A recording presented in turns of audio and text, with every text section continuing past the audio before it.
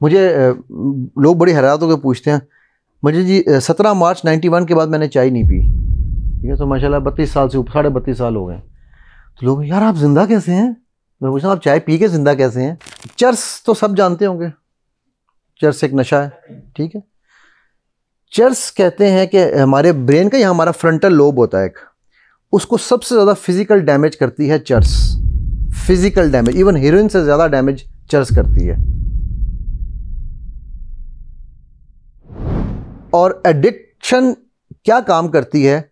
जब आप कोई, कल मेरा एक सेशन था इधर कैडेट कॉलेज सोहावा में, तो वहाँ बड़े बच्चे ने एक बहुत ही खूबसूरत सवाल पूछा, मुझे बड़ी खुशी हुई। उन्होंने कहा सर आपने बात की है, मैं आऊँगा इसकी, क्योंकि मैं आना चाह रहा हूँ इसकी तरफ, डोपामीन की तरफ, कि डोपामीन क्या चीज़ है। जब भी आप कोई फिजिकल एक्टिविटी करते हैं, आपका ब्रेन एक हार्मोन पैदा करता है जिसको हम डोपामीन कहते हैं। ये डोपामीन जो है ये हमारे लिए मोटिवेशन का हार्मोन है। वो मैं अक्सर जोक करता होता हूँ, मैं कहता हूँ मेरे लिए पतलीवेशन का हार्मोन चाहिए, मुझे मोटिवेशन बहुत मिल गई है, ठीक है। तो ये मोटिवेशन का मेन काम करता है हमारे लिए। ये why I should do what I should do, interest develop करना, जो कहता है यार मुझे इसको किताब को पढ़ के बड़ा मज़ा आ रहा है, इसको नहीं पढ़ के मज़ा आ रहा, ठीक है। सो ये सारे काम ये इस हार्मोन के थ्रू होने हैं। ये जो हार्मोन है ये फिजिकल एक्टिविटी के थ्रू जब प्रोड्यूस होता है, तो जिस तरह आपकी बॉडी को जितना चाहिए उतनी बॉडी कंज्यूम करती है और उसको बाकी को जो है वो यूटिलाइज करती है किसी और फंक्शंस के लिए। मसलन जिस तरह आप समझ लें कि हमारे फिजिकल मसल्स बिल्ड होते हैं ना, हमारे ब्रेन के भी मसल्स हैं। बाय द वे मैं यहाँ एक फैक्ट थोड़ा सा और बयान कर दूँ कि एडिक्शन जो है, चर्स तो सब जानते होंगे, चर्स एक नशा है, ठीक है। चर्स कहते हैं कि हमारे ब्रेन का, यहाँ हमारा फ्रंटल लोब होता है एक, उसको सबसे ज़्यादा फिजिकल डैमेज करती है cheers. Physical damage, even heroine से ज़्यादा डैमेज चर्स करती है, ठीक है। और वो एक्सरे सब स्कैन करते हैं ना ब्रेन के, सीटी स्कैन वगैरह, तो उसमें वो डैमेज बाकायदा नज़र आता है। चर्स से 4 गुना ज़्यादा फिजिकल डैमेज ब्रेन को आपकी स्क्रीन एडिक्शन करती है, 4 टाइम्स मोर, ठीक है। तो चर्स एक ख़तरनाक सब्सटेंस है, लेकिन ये स्क्रीन एडिक्शन उसका बाप है। अम्मा कर लें, अब्बा कर लें, जो आपका दिल करे, जो इमेजिनेशन आपके पास है, ठीक है।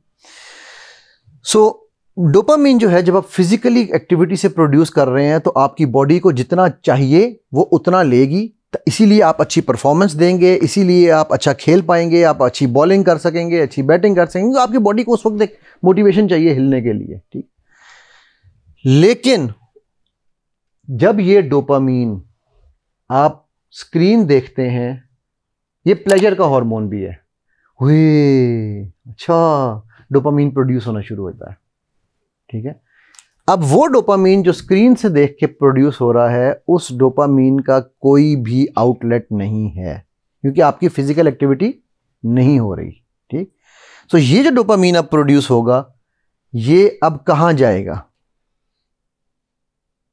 बॉडी में तो ये कंज्यूम ही नहीं हो रहा ना, ठीक है। जिस तरह वो क्या कहते हैं हाइपोग्लाइसीमिया या शुगर, 2 डिफरेंट हैं, तो उसी तरह से ये है, ठीक। सो डोपामीन जो है ये स्क्रीन एडिक्शन के थ्रू, विजुअल एडिक्शन के थ्रू बहुत ज़्यादा प्रोड्यूस होता है। जब ये ज़्यादा प्रोड्यूस होता है तो आपकी बॉडी को क्रेविंग होना शुरू होती है, पता ही नहीं चलता यार 10 बज गए हैं, मैंने कल 10 बजे ये वीडियो देखी थी, अब 10 बज रहे हैं, सर जाएं ना, मैंने वीडियो देखनी है, सर यहाँ से हटें। आपकी बॉडी वो क्रेविंग करना शुरू कर देती है। क्यों? क्योंकि उसको पता है कि मुझे डोपामीन तो चाहिए, मुझे क्या चट्टी पड़ी है मैं जाके बाहर एक्सरसाइज करूं, और जब मैं एक्सरसाइज करूं के बगैर मुझे मेरा डोपामीन मिल जाएगा, ठीक है। जो एडिक्ट बच्चे हैं, स्पेशली जो स्क्रीन एडिक्ट बच्चे हैं, उनकी एक बहुत बड़ी निशानी मैं आपको बताऊं तो वो है कि उन बच्चों में सबसे बड़ा जो बिहेवियरल फर्क आएगा वो ये आएगा कि they want to be alone. उनको आपके साथ पार्टी पे जाना है, फैमिली का फंक्शन है, नहीं मां मूड नहीं है, मैं नहीं जा रहा आज, आप हो आए, वो सडनली उनका वो इंटरेस्ट, यानी कि फॉर एग्जांपल उसने बच्चे को लेट्स से बास्केटबॉल का शौक था, वो अचानक आप देखेंगे वो बच्चा कह रही मुझे नहीं खेलनी आज, मेरा मूड नहीं है, थकावट हुई हुई, मेरे जिस्म में दर्द हो रही है, और उस टाइम पे वो कमरे में अपने आप को बंद करेगा या बाथरूम जाएगा, वो अपनी डोपामीन प्रोडक्शन करवाना चाह रहा है विदाउट फिजिकल कंजम्पशन। क्योंकि बॉडी को, जिस तरह हमारे यहाँ पर, मुझे लोग बड़ी हैरात होकर पूछते हैं, मुझे जी 17 मार्च 91 के बाद मैंने चाय नहीं पी, ठीक है, तो माशाल्लाह 32 साल से ऊपर, 32.5 साल हो गए। तो लोग, यार आप जिंदा कैसे हैं? मैं पूछता हूँ आप चाय पी के जिंदा कैसे हैं?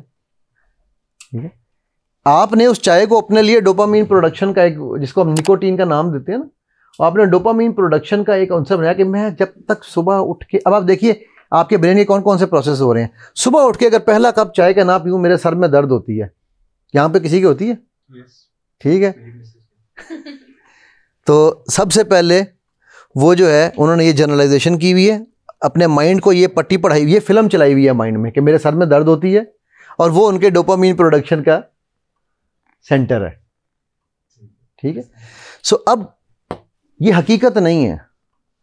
चाय का नशा भी उतना ही खतरनाक नशा है, किसी भी चीज का नशा, किसी भी चीज की आदत, ठीक है, वो उतनी ही खतरनाक है जितनी खतरनाक आपका कोई और सब्सटेंस का नशा है। सो ये जो डोपामीन की जो प्रोडक्शन हो रही है, इसको हम अगर किसी तरह से चैनलाइज कर सकते, अगर हम चैनलाइज कर सकते, तो शायद WHO विजुअल एडिक्शन को एक बीमारी करार ना देता। Now in WHO's rules, visual addiction, pornography addiction, screen addiction is considered as a medicine prescribable disease.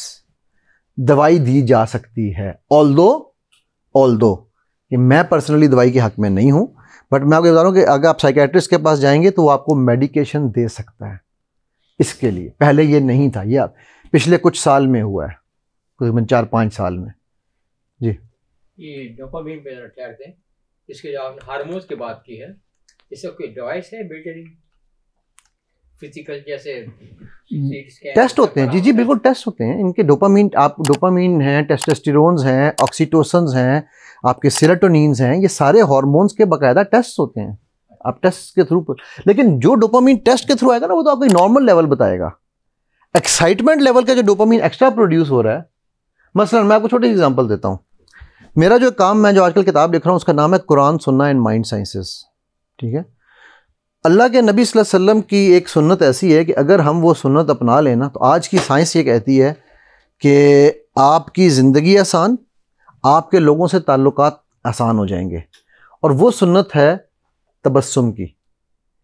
ठीक है, मुस्कुराना, सिर्फ अपने चेहरे पर एक तबस्सुम रखना। ये भी नहीं कि हंसना खिलखिलाना नहीं मैं कह रहा हूँ। मैं पहले ये पढ़ाया करता था कि स्माइल 3 तरह की होती है, fake smile, social smile and real smile. आज पिछले 10 साल में बॉडी लैंग्वेज की साइंस चेंज हो चुकी है। वो कहती है कि there are only 2 types of smiles, social smile and real smile. And if you can not smile, fake it till you make it, because when you smile your body starts producing extra serotonins and oxytocins. Now उससे आपके अपनी पूरी body के अंदर relaxation होगी। उसके बाद आपसे जो रेडिएंट होंगी, वाइब्रेशंस रेडिएट होंगी, सामने वालों के लिए वो प्यार मोहब्बत की वाइब्रेशंस होंगी, उनको भी वो हार्मोन्स अट्रैक्ट करेंगे। जी जी, अभी इसे डोपामीन जैसे लोग लगाते हैं ना, कि लगाते हैं साथ आपके एक गैजेट, जी जी, वो मेजर करता है आपकी हर चीज़। ऐसे डोपामीन कोई है जो ये नहीं, वो ब्लड, वो उसके ब्लड टेस्ट वगैरह के थ्रू मेजरमेंट्स होती हैं जी। ऐसे इसका कोई गैजेट नहीं है, कोई इसका टूल नहीं है। नहीं, 24 घंटे में नहीं, ऐसा कुछ अभी मेरे इल्म में नहीं है। साइंस का कोई पता नहीं है, कल को बना ले तो बना ले, अभी मेरे इल्म में कोई नहीं है। सो अब हज़रत हिंद बिन अबी हाला की हदीस है, बल्कि हज़रत अमर बिन आस भी उसके ऊपर की भी एक हदीसी मौजू पे है कि अल्लाह के नबी सल्लल्लाहु अलैहि वसल्लम को तो कभी अबू जहल ने भी बगैर स्माइल के नहीं देखा। ठीक है, और हम लोग स्माइल करते हुए कंजूसी करते हैं, राइट? ऐसा ही है ना। सो एक छोटी छोटी चीज़ें, अब वो स्माइल से जो आपके बॉडी में जो हार्मोन पैदा हो रहा है, सेरोटोनिन जिसके अंदर कम हो, आपने देखा होगा कि यहाँ पे कोई मेडिकल का है लोग, कोई साइकियाट्रिस्ट वगैरह तो नहीं कोई इधर बैठा हुआ? अच्छा, क्या है आपने इन दी मेकिंग MBBS कर रही हैं, साइकोलॉजी पढ़ रही हैं? अच्छा। आप जब डिप्रेसिव मोड होता है किसी के पास, तो आम तौर पे जो साइकियाट्रिस्ट उसको मेडिसिन देता है ना, वो सेरोटोनिन इंड्यूसिंग मेडिसिन होती हैं। क्यों? क्योंकि सेरोटोनिन से उसके अंदर उसकी बॉडी में वो एक्टिविटी आएगी।